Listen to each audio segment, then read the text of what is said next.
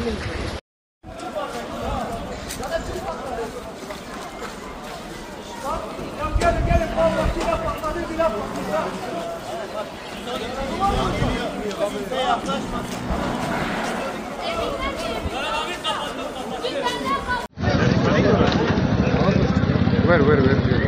Hatta bir ara bacıyla ocağı çalıyor. Başlaman açıldı, kapı oraya gidiyor. Hadi. Bana patlama var abi ya.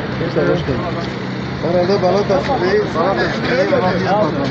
Bal taşı dedim yani. Ya ben ne patlamışım? Burayı.